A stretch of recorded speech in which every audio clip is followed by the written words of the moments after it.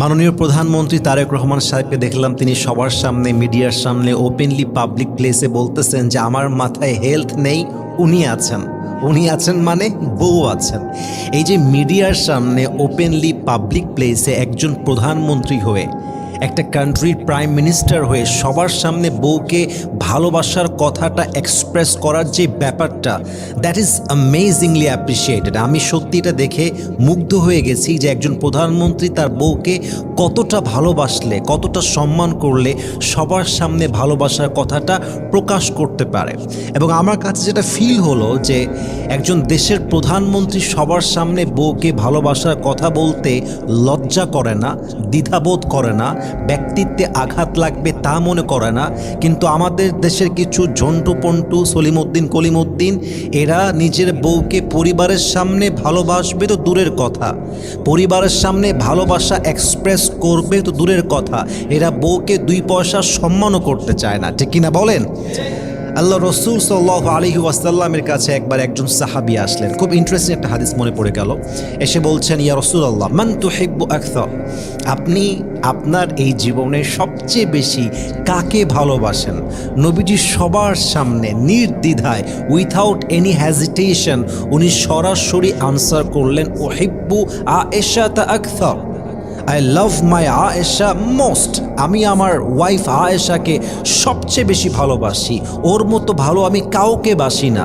এটা শুনে সাহাবা একরাম লজ্জায় মাথা নিচু করে ফেললেন। তো ওই সাহাবি প্রশ্নের প্যাটার্নটা চেঞ্জ করে ফেললেন। তিনি বললেন, নবী হে, আমি বুঝিয়েছি যে আপনি আসলে সাহাবা একরামদের মাঝে কাকে সবচেয়ে বেশি ভালোবাসেন। তো এখানে নবীজি সবার সামনে যে বললেন যে আমি আয়েশাকে ভালোবাসি, সবচেয়ে বেশি আমি আয়েশাকেই ভালোবাসি, এটার দ্বারা তিনি প্রমাণ করেছেন বউকে ভালোবাসার কথা বলা, বউয়ের প্রতি ভালোবাসাকে এক্সপ্রেস করা, আপনি যে তাকে ভালোবাসেন সবার সামনে সেই ভালোবাসা প্রকাশ করা, এটা কোনো কাপুরুষের কাজ নয়। আরে বীর পুরুষই তার বউকে কলিজাতে ভালোবাসতে পারে। ঠিক কিনা বলেন? মাথায় রাখবেন, পরনারীতে আসক্ত হয় কাপুরুষ চরিত্রহীন, আর বউ পাগল কিন্তু একমাত্র চরিত্রবান স্বামী হতে পারে। বউ পাগল একজন চরিত্রবান পুরুষই হতে পারে। কেউ যদি বউ পাগল হয় আর বউ পাগল টাইটেলটা পায়, এটা তার জন্য বড্ড সৌভাগ্যের ব্যাপার যে সে পরকীয়াতে আসক্ত নয়, সে তার নিজের বউকে কলিজা দিয়ে, মন দিয়ে, প্রাণ দিয়ে ভালোবাসে। ঠিক কিনা বলেন? এজন্য please be romantic with your wife.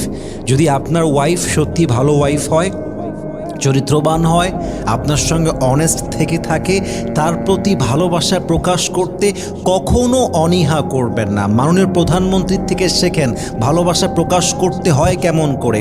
উনি যে প্রকাশ করেছেন, that is really amazingly appreciated. Even আমার মনে হয় যে প্রত্যেকটা হাজব্যান্ড যদি ওয়াইফের সাথে রোম্যান্টিক হতে পারে, একটা ভাঙা সম্পর্ক আবার জোড়া লাগতে পারে। একটা ভালোবাসার লেভেল যেইটা 50-এ আছে, ভালোবাসা পেলে এটা 80%, 90%-এ আসতে পারে। মাঝে মাঝে আপনার ওয়াইফকে আপনি শক্ত করে বুকের সঙ্গে জড়িয়ে ধরবেন আর বলবেন, জান, তোমাকে যখন জড়িয়ে ধরি আমার এটা ফিল হয় যে পৃথিবীর কোথাও আমি সেই শান্তি খুঁজে পাই না যা তোমাকে জড়িয়ে ধরলে আমি খুঁজে পাই। তোমাকে জড়িয়ে ধরলে আমার মনের ভেতরে যে মানসিক প্রশান্তিটা কাজ করে, আল্লাহর কসম, এই প্রশান্তি পৃথিবীর কোথাও আমি খুঁজে পাই না। তোমাকে জড়িয়ে ধরলে মনে হয়, ইস, যদি এই সময়টা থেমে যেত, যদি এই সময়টা আজীবন থাকতো। মায়ের কোলে যখন ছোট্টবেলায় ঘুমাতাম, নিজেকে সবচেয়ে বেশি নিরাপদ ফিল করতাম। মায়ের পরে তুমি আমার জীবনে সেই নারী যাকে জড়িয়ে ধরলে মনে হয় আমি আমার সবচাইতে নিরাপদ জায়গায় পৌঁছে গিয়েছি। সুবহানাল্লাহ পড়বেন না আপনার সবাই? You have to express your love like this. নিজের ভালোবাসাকে বিভিন্নভাবে প্রকাশ করবেন। মাঝে মাঝে কাজের ফাঁকে ওয়াইফকে একটা মেসেজ দিবেন যে, জান, I miss you so much, তোমাকে আমি অনেক মিস করছি, কাজে আমার মন বসছে না, আমি যে বিদেশে আসছি, অফিসে আসছি, কাজে আসছি, যদি কাজ ছাড়া পেট চলতো, সংসার চলতো, কারেন্টের বিল দেওয়া যেত, টাকা আসতো, আল্লাহর ইবাদত করার পরে আমার জীবনের সবচেয়ে গুরুত্বপূর্ণ কাজ হতো তোমাকে পুরো সময়টা দিয়ে দেওয়া। ঠিক কিনা বলেন? আমি তোমাকে অনেক মিস করছি, আমার কাজে মন বসছে না তুমি ছাড়া। তো এই যে কথাগুলো, এই যে ভালোবাসাগুলো, এটা আপনার ওয়াইফের হৃদয়ে হাজার গুণ ভালোবাসা বাড়ায় দিবে, এবং ভালোবাসা দিবে একজন, তিনি কে? এবং মাঝে মাঝে ওয়াইফের সাথে গল্প করেন, ওয়াইফকে পুরাতন কিছু স্মৃতি স্মরণ করিয়ে দেন। বলবেন যে জান, তোমার কি মনে আছে যখন আমাদের ফার্স্ট মিট হয়েছিল? তোমার কি মনে আছে সেই দিনের কথা, যখন তোমার সঙ্গে আমার ফার্স্ট কনভারসেশন হয়েছিল, প্রথম কথা হয়েছিল? তুমি কত লজ্জা পাচ্ছিলে, আমি লজ্জা পাচ্ছিলাম। কিন্তু আমার কাছে এখন ফিল হয়, সেদিন যদি তোমার সাথে আমার কথাটাই না হতো, হয়তো আমার জীবনের সবচেয়ে সুন্দর গল্পটাই আমার জীবনে শুরু হতো না। তোমাকে পাওয়ার পরে মনে হয়েছে আমি সব পেয়ে গিয়েছি। আর তুমি যদি হারিয়ে যাও, আমার ফিল হয় তোমাকে হারিয়ে ফেললে পুরো দুনিয়ায় আমি হারিয়ে ফেলবো। ঠিক কিনা বলেন? এভাবে ভালোবাসা প্রকাশ করবেন। ওয়াইফকে বলবেন যে তোমার সঙ্গে আমার একটা ভবিষ্যৎ পরিকল্পনা আছে, শুনবা তুমি? ওয়াইফ বলবে বলো, কি বলতে চাও? আপনি বলবেন জান, আমার খুব ইচ্ছা একদিন তোমার আমার একটা বাসা হবে, শহরের কোলাহল থেকে বেরিয়ে গিয়ে দূরে এক জায়গায় আমরা বাসা করব। বাসার সামনে থাকবে ফুলের বাগান, ফলের বাগান, সবুজ শ্যামলে ঘেরা হবে আমাদের বাড়ি। সকালবেলা ঘুম ভাঙবে পাখির ডাকে, বিকালবেলায় দুইজন মিলে বসে বসে চা খাবো আর আড্ডা দিব। বৃষ্টি নামলে চা খাবো, বসে থাকবো, আড্ডা দিব, ভিউটা এনজয় করব। আমি চাই লম্বা কোনো জীবন নয়, আমি চাই ছোট্ট জীবন হবে, তবে জীবনের প্রত্যেকটা মুহূর্ত আমি তোমার সঙ্গেই কাটাবো। আমি এমন একটা জীবন আমার জীবনে চাই। ঠিক কিনা বলেন? এই ভালোবাসাগুলো বলবেন। আমি জাস্ট এক্সাম্পল দিলাম। যদি আপনি রোম্যান্টিক হতে পারেন, আপনার স্বামী, আপনার ওয়াইফ, আপনারা যদি একে অপরের জন্য ভালোবাসার সবচেয়ে বড় বস্তু হতে পারেন, ভালোবাসা এক্সপ্রেস করতে পারেন, দুনিয়াতে সম্পর্ক শেষ হবে না, বরং এই সম্পর্ক জান্নাত পর্যন্ত পৌঁছে দিবে একজন। তিনি কে? মদিনা এমন একটা শহর ছিল, ডানেও বেষ্টিত, বামেও বেষ্টিত, পেছনেও বেষ্টিত। যদি কেউ মদিনায় আসতে চায়, একটা রাস্তা খোলা, আর কোনো রাস্তা খোলা নাই। নবীজির কর্ণকুহুরে পৌঁছে গিয়েছে কাফেররা অমুক দিন মদিনায় অ্যাটাক করবে, পুরো মদিনাকে নিশ্চিহ্ন করবার জন্য। নবীজি শোনার সাথে সাথে সাহাবা ইকরামদেরকে নিয়ে পরামর্শে বসে গেছে, কি করা যায়? How can we defence attack on them? আমরা এটাকে প্রতিহত করব কেমন করে? এক এক সাহাবী এক একটা পরামর্শ দিলেন। এক সাহাবী, তার নাম হচ্ছে সালমান ফারসি রাদিয়াল্লাহু তাআলা আনহু, উনি একটা মারাত্মক পরামর্শ দিয়েছে। বলছেন, নবী হে, আমার পরামর্শ হচ্ছে এমন, যেহেতু মক্কা চতুর্পাশ থেকে ঢেকে দেওয়া, দেওয়াল দেওয়া, একটাই রাস্তা খোলা, আমরা এক কাজ করি, আমরা ওই পুরো রাস্তাতে একটা খাল খনন করে ফেলি। যদি পানিগুলো উঠে যায় খাল খনন করার পরে, কাফেররা চাইলেও আমাদের উপরে জোরালোভাবে ঘোড়া নিয়ে এসে অ্যাটাক করতে পারবে না। কথা কি এটা ভুল আছে না ঠিক আছে? বলেন সবাই। নবীজি বলছে ইয়েস, এটাই হচ্ছে সবচেয়ে বেস্ট সাজেশন, তাই হবে, তুমি যা বলেছো। বাস সাহাবা একরাম মিলে বিশাল একটা লম্বা রাস্তা জুড়ে খাল খনন করেছে। কাফেররা যখন অ্যাটাক করবার জন্য মদিনায় আসছে, এসেই দেখছে মদিনার একটা রাস্তা বিশাল লম্বা, খাল খনন করা, বিশাল লম্বা। কাফেররা বলছে এই তো ঝামেলা হয়ে গেল, অ্যাটাক করব কেমন করে? এক কাফের, তার নাম হচ্ছে আমর বিন মারহাব। আপনাদের পালা, আপনারা আমাকে উত্তর দিবেন। মারহাব বলবেন আপনারা, প্রথমটা বলবো আমি। কাফেরটার নাম আমর বিন, আওয়াজটা মাঝখান থেকে আসে নাই, আবার আমর বিন মারহাব। ওই বলছে এইসব পানি দিয়ে আমি আমর বিন মারহাবকে আটকে রাখা যাবে না, আমি সাঁতার দিয়ে মদিনায় গিয়ে পৌঁছাবো। এক লাফ দিয়েছে, সাঁতরে সাঁতরে সাঁতরে সাঁতরে মদিনায় পৌঁছায় গিয়েছে। মদিনায় প্রবেশ করে বলছে, মুসলমানের বাচ্চারা কে কোথায় আছিস, বের হয়ে আয়, হালুম্মু ইলাইয়া ইন কুনতুম সাদিকিন। তোরা তো বলিস শহীদ হয়ে গেলেই আল্লাহর জান্নাত পেয়ে যাবি, তো কোন বাপের বেটা শহীদ হতে চাস, আমার সামনে আয়। সব মুসলমান বের হয়ে গেছে, কিন্তু আমর বিন মারহাবের সামনে কেউ যেতে চায় না, কেউ যায় না। নবীজি বললেন, কে আছো দাঁড়িয়ে যাও, কে যুদ্ধ করবা দাঁড়িয়ে যাও, কেউ হাত তুলে না। পেছন থেকে আলী রাদিয়াল্লাহু তাআলা আনহু এমন ভাবে হাত তুলেছে, সুবহানাল্লাহ পড়বেন না? বলছে, ইয়া রাসূলুল্লাহ, আমাকে একটা চান্স দেন, ওরে আমি দেখে নিতে চাই। তো নবীজি বলছে, আলী নতুন নতুন নতুন, আলী তোমার বয়স কম, বসো, তুমি নতুন, বসো। আলী বলছে, নবী হে, একটা চান্স কি দেওয়া যায় না? আরে বসো, তোমার চেয়ে সিনিয়র সাহাবীরা আছে, ওরা যাবে যুদ্ধ করতে। আলী রাদিয়াল্লাহু তাআলা আনহু চুপচাপ বসে গেছে। এবার আমর বিন মারহাব বলছে, কিরে তোরা কি শহীদ হতে চাস না? কে আছিস, আয় না। নবীজি বলছে, কে আছো হাত তোলো। ওমরে ফারুক হাত তোলেন নাই, আবু বকর হাত তোলেন নাই, ওসমান হাত তোলেন নাই, আবার আলী হাত তুলেছে। নবী, আমাকে একটা চান্স কি দেওয়া যায় না? নবীজি বলছে, বসো। ইজলিস ইয়া আলী ফাইন্নাকা লা তাযালু হাদিসাস সিন্নি, sit down because you are very young in age, তোমার বয়স কম, বসে যাও। এবার আমর বিন মারহাব খুব বাজে কথা বলেছে। এখানে অনেক নেতৃবৃন্দ আছেন, আলেম ওলামা আছেন, আমি বাংলাতে খুব সাবধানে তর্জমা করে বলা ট্রাই করছি, বাজে ভাষা আমি ইউজ করব না। আমর বিন মারহাব বলছে, তোরা যদি এক বাপের বেটা হোস, এর অর্থ কি এটা আপনারা জানেন, আমি ব্যাখ্যা দিব না। এক বাপের বেটা হোস, তোরা যদি চাস মায়ের বুক খালি করবি, তোরা যদি চাস সন্তানকে ইয়াতিম করবি, তোরা যদি চাস বউকে বিধবা করবি, কোন বাপের বেটা আছে যে এক বাপের বেটা আমার সামনে আয়। মুসলমানদের গায়ে লোম দাঁড়ায় গেছে, এত রাগ উঠছে। কিন্তু কি করবে, আমর বিন মারহাব যেন তেন বীর বাহাদুর নয়। পুরো মদিনার লোক জানে আমর বিন মারহাবের গায়ের শক্তির সাথে কারো কোনো তুলনা হয় না। কে আছো, দাঁড়িয়ে যাও। নবীজি আবার ডাক দিয়েছে, আবারও আলী রাদিয়াল্লাহু তাআলা আনহু হাতটা তুলে দিয়েছে। তো একটু আমার দিকে খেয়াল করবেন সবাই, আমার দিকে। এখানে অনেকগুলো লোক আছে, একজন হাত তুলেছে, সে পেছনে আছে। নবীজি বুঝে গেছে আলীর বয়স কম হতে পারে, বাট বুকের পাটা কিন্তু আলীর কম নয়। আলীর বয়স কম হতে পারে, বাট আলীর ভরসা এক সত্তার উপরে। তিনি কে? নবীজি বলছে, সাইড, স্পেস দাও, আলীকে আসতে দাও। আমি একটু পেছনে যাচ্ছি, আমাকে খেয়াল রাখবেন। আলী হেঁটে হেঁটে নবীর কাছে আসছে। আপনারা কি আমার হাতের এই বোতলটা দেখতে পান? মাশাআল্লাহ, আওয়াজটা খুব ভালো হয়েছে, দেখা যায়। এটা কোনো বোতল নয়, এটা এক বিশাল তরবারি, এটার নাম হচ্ছে জুলফিকার। নবীজি বলছে, আলী এই নাও তোমার জুলফিকার তথা যুদ্ধের তরবারি। তো তরবারিটা দেওয়ার পরে নবীজি একটা বাক্য বলেছেন, আমি এটা আপনাদের সামনে তর্জমা করে দিব। ইযহাব ফাইন্নাল্লাহা মাআকা। আলী, যুদ্ধ করতে যদি কখনো তোমার কাছে একা একা লাগে যে কেউ নেই, মনে রাখবা কেউ তো একজন আছে। তিনি কে?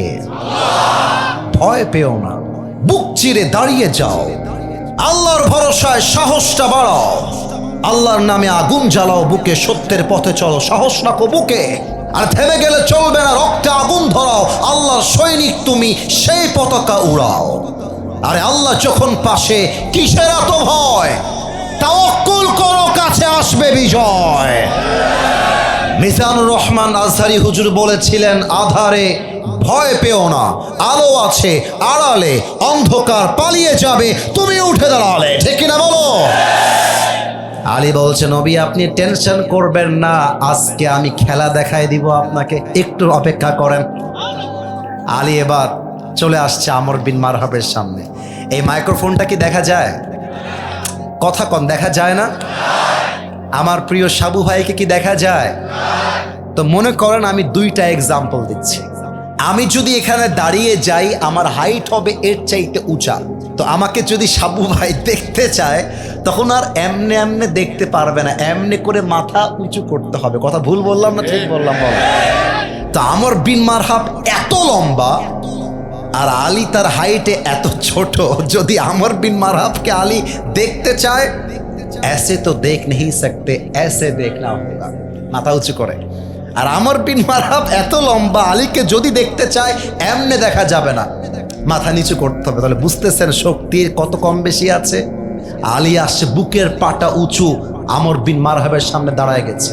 তা আমর বিন মারহাব টিটকারি মেরে, টিটকারি আরবিতে বলছে, মান আনতা আইয়ুহাল গোলাম, এ সোনামণি তুমি কে গো?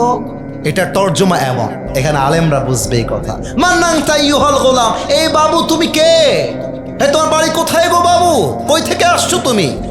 আলী তো সেই খেপে গেছে, কিন্তু কি বলবে, আদব আছে ইসলামের। বলতেছে, আনাল্লাযী সাম্মাতনি উম্মি হায়দারা, আমি হলাম এমন একজন যুবক, যে যুবককে তার মা নাম রেখেছে হায়দারা।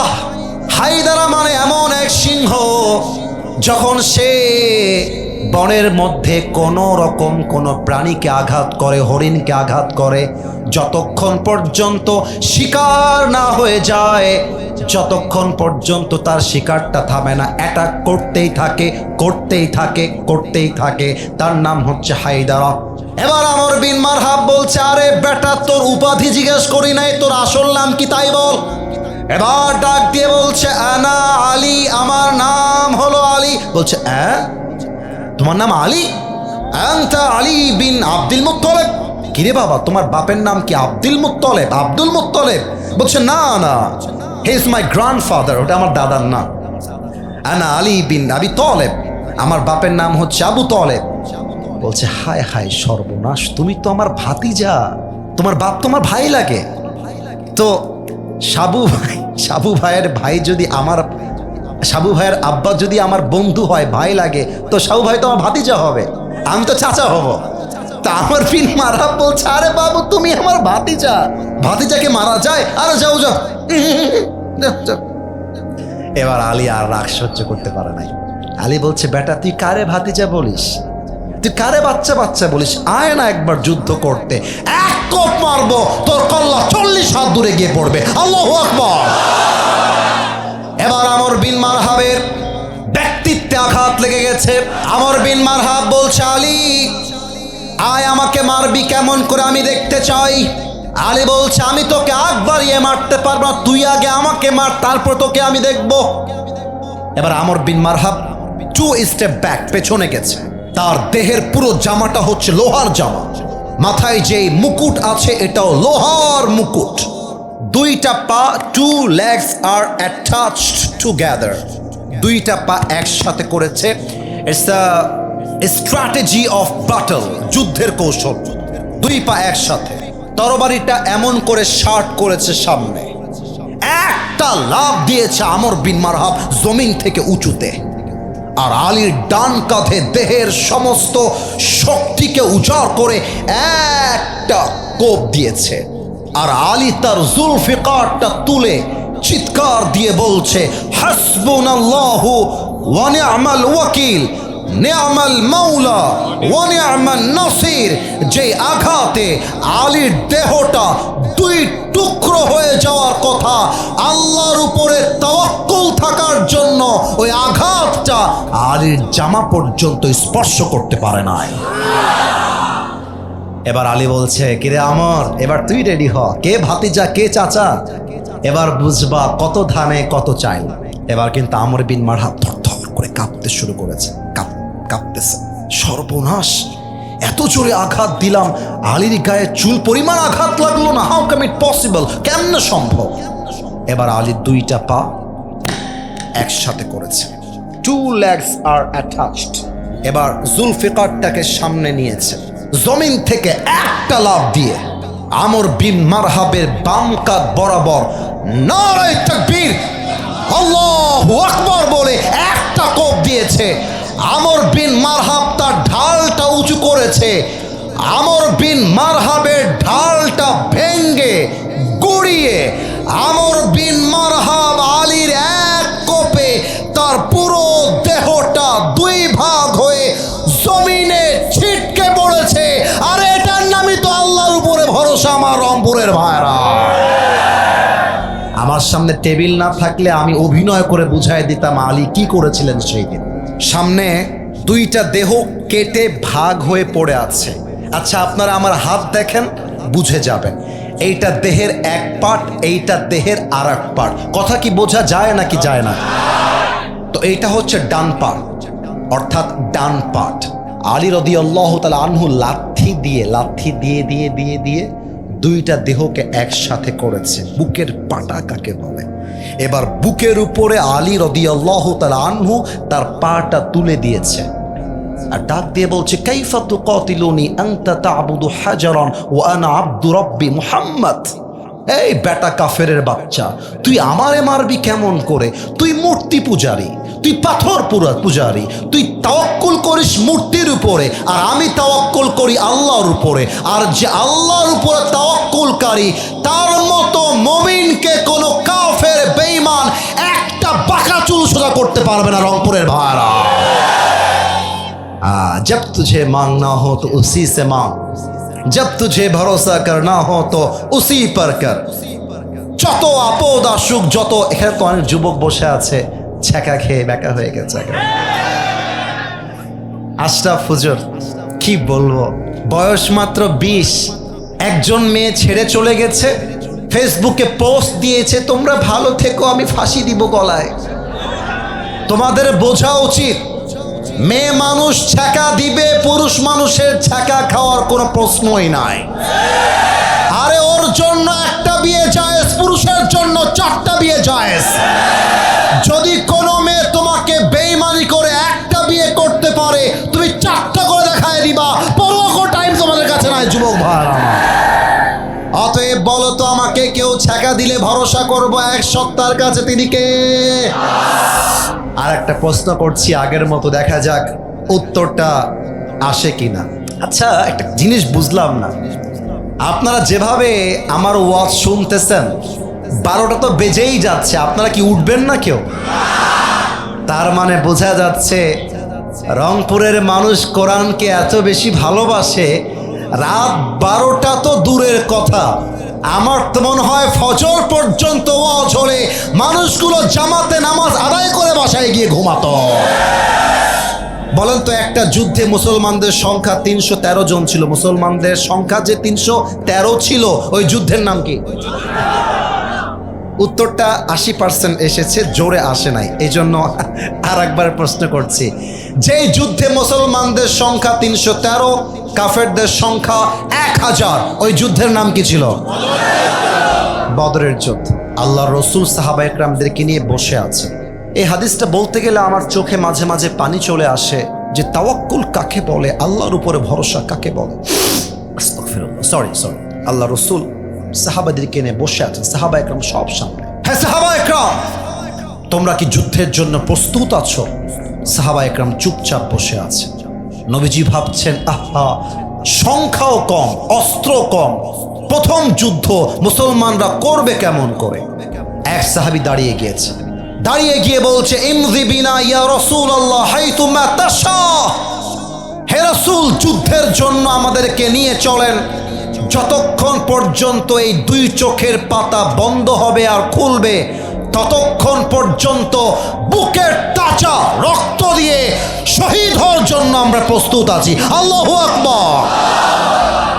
নবীজির এই কথা শোনার সঙ্গে সঙ্গে সাহসটা বেড়ে গিয়েছে। এবার নবীজি ডাক দিয়ে বলছে, আমার সঙ্গে চলো, কুমু বিনা ইলাল জান্নাহ ওয়া জান্নাতিন আরদুহাস সামাওয়াতু ওয়াল আরদ, এমন এক জান্নাতের দিকে যেই জান্নাতটা আকাশ এবং জমিনের চাইতে বিশাল। সুবহানাল্লাহ পড়বেন না আপনারা সবাই? আচ্ছা, আমার হাতে একটা টিস্যুর বক্স আছে, দেখা যায়? আব্বাজান দেখা যায় এটা? আচ্ছা, এটা একটা মনে করেন খেজুরের বাটি। রংপুরের তারাগঞ্জবাসী কিসের বাটি? আচ্ছা, আমি একটু অভিনয় করছি হাদিসটাকে বোঝাবার জন্য। এক সাহাবী, মাশাআল্লাহ আপনারা খুব মনোযোগী, এক সাহাবী খেজুর খাচ্ছে আর নবীজির কথা শুনতেছে যে যুদ্ধে শহীদ হয়ে গেলে এমন এক জান্নাত পাবো যেই জান্নাতটা আকাশ আর জমিনের চাইতে বিশাল হবে। আমার দিকে তাকান। এই কথা শুনে খেজুরের প্লেটটা ধরে এভাবে ফেলে দিয়েছে আর দাঁড়িয়ে গিয়ে বলছে, ইয়া রাসূলুল্লাহ, বাহ বাহ, আইমা আযমাহা মিন জান্নাতিন ওয়া আহসানাহা, হে রাসূল আপনি কি বললেন? আপনার সঙ্গে যুদ্ধ করব ইসলামের জন্য, আর আমি যদি শহীদ হয়ে যাই এমন এক জান্নাত পাবো যেই জান্নাত আকাশ আর জমিনের চাইতে বিশাল। আমার তো আর তর সইছে না, এখনই যুদ্ধে নেমে পড়তে চাই, এখনই বুকের তাজা রক্ত দিয়ে শহীদ হয়ে আল্লাহর জমিনে আমি শহীদি মৃত্যু পেয়ে জান্নাত পেতে চাই। সুবহানাল্লাহ পড়বেন না আপনারা সবাই? এরই মাঝে 2 জন কিশোর আসছে, কেমনে বোঝাই? তুমি দাঁড়াও, দাঁড়াও, তুমি দাঁড়াও, দাঁড়াও, ওকে দেখা যায়। তোমার নাম কি? ওমর ফারুক। সর্বনাশ, নামও তো মিলে গেছে মাশাআল্লাহ, ওমরে ফারুক। এই তোমার বয়স 10-11 বছর তাই তো নাকি? এইরকমই হবে। হ্যাঁ, 2 জন কিশোর আসছে, এইরকম বয়স হবে। 8, 10, 11, সেম লাইক দ্যাট। কিশোর, যুবক নয় কিশোর। আমি কেমনে বোঝাই এই হাদিসটা? ওই রকম দুইজন কিশোর এসে নবীর কাছে দাঁড়ায় গেছে। নবীজি বলছে, বাবু তোমরা কি, তোমাদের কি সমস্যা, কি চাই? ভাবছে চকলেট টকলেট খাবে মনে হয়, বাচ্চা মানুষ, কথার কথা এক্সাম্পল দিচ্ছে উদাহরণ হিসেবে। তো দুইজন বাচ্চা বলছে, নবী হে, আমরা যুদ্ধের জন্য মুজাহিদ হয়ে আপনার কাছে এসেছি। সুবহানাল্লাহ, হয় নাই, আরেকবার পড়েন। তো বলছে এর মাথার তার কি ছিঁড়ে গেছে নাকি রে বাবা? বাচ্চা মানুষ, কিশোর মানুষ। লা কুওয়াতা লাকুমা ওয়ালা তাস্তাতিআনি হামলা সাইফ। এই বাবু, তোমরা যুদ্ধ করবা কেমন করে? তোমরা যে তরবারি তুলবা, তোমাদের তো সেই শক্তি গায়ে নাই। আরে যাও, বাড়ি যাও, বাড়ি যাও। ধমক দিচ্ছে, বাড়ি যাও। বড় ভাই বলতেছে, আচ্ছা সাবু ভাইকে দিয়েই বোঝাই। সাবু ভাই আমার বড় ভাই, আমি হলাম সাবু ভাইয়ের ছোট ভাই। তো সাবু ভাই বলতেছে, হুজুর এই আসিফের গায়ে শক্তি নাই, আমি সাবু বড় ভাই, আমার গায়ে শক্তি বেশি। এই শালাকে বাদ দিলে দেন, আমাকে বাদ দিয়েন না। বড় ভাই বলছে, একে নিয়েন না, আপনি আমাকে নেন। আমি মজা করে বলছি, বাট সিচুয়েশনটা হচ্ছে এইরকম। এখন আমি ছোট ভাই, আমি বলছি, ইয়া রাসূলুল্লাহ, আমার বড় ভাই খালি গায়ে গোস্তে মোটা, কিন্তু শক্তি আমার গায়ে বেশি। তো নবীজি বলতেছে, তো মহা মুশকিল রে বাবা, কারে বাদ দিয়ে কারে নিব? এক সাহাবী বলছে, নবী আমার কাছে বুদ্ধি আছে, কাকে নেওয়া যাবে? বলছে, কি বুদ্ধি বলো? বলছে, দুইজনকে লাগায় দেন কুস্তি করবার জন্য, দেখা যাবে কে পারে। এবার সাবু ভাই আমার বড় ভাই যখনই বলছে কুস্তি করতে হবে, ওই যে বড় ডাব্লু আছে না একটা, বড় ভাই ছোট ভাইকে ধরে ল্যাং মেরে ফেলায় দিয়ে গলা টিপে ধরে বলছে, কিরে কই যাবি রে, কই যাবি? ছোট ভাইকে বলতেছে। ছোট ভাই এবার একটা চোখ টিপ মারছে, আমার মতো টাকা চোখ টিপ মারছে। বলছে, এই ভাই তুই না আমার ভাই, একসাথে খাই, একসাথে ঘুরি, একসাথে আড্ডা দেই, তুই একা যাবি কেন? আমারে নিয়ে চল, একটু শক্তিটা কমাই দে রে ভাই। বড় ভাই কিন্তু এক বড় বট গাছের নাম, যার ভাই আছে সেই বুঝবে। আমার তো মনে হয় যেই বাড়িতে ভাইয়ে ভাইয়ে মিল আছে, ওই বাড়িতে কোনো বউ এসে ভাইয়ের বন্ধন ভেঙে দিবে এমন কোনো মায়ের মেয়ে জন্মগ্রহণ করে নাই আমার রংপুরে।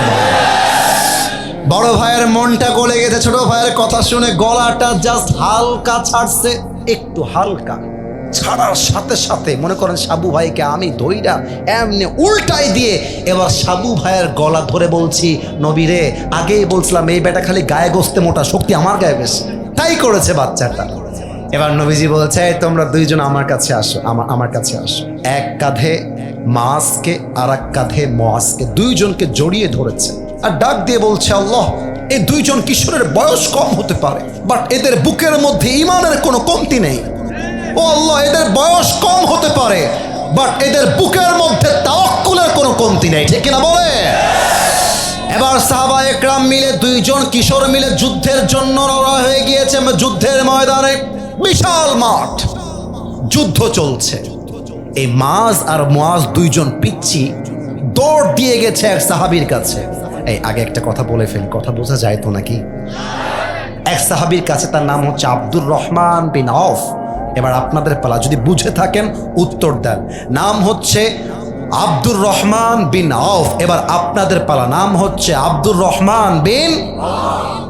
বলছে, চাচা এই কাফেরদের মধ্যে আবু জেহেলটাকে?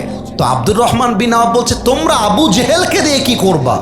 বলছে, আমরা শুনেছি এই আবু জেহেল নবীকে অনেক কষ্ট দিয়েছে, দেখায় দেন আবু জেহেল কোথায়।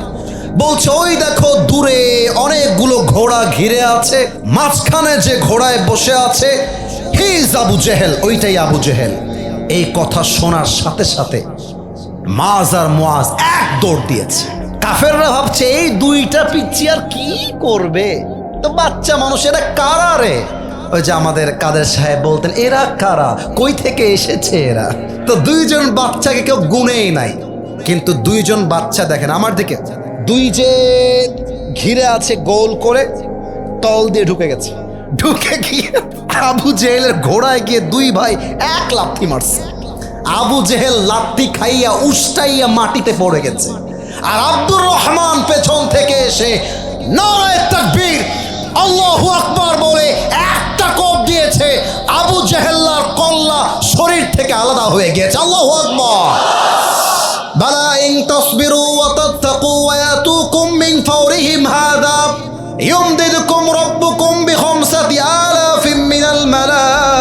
মুসাউমিন।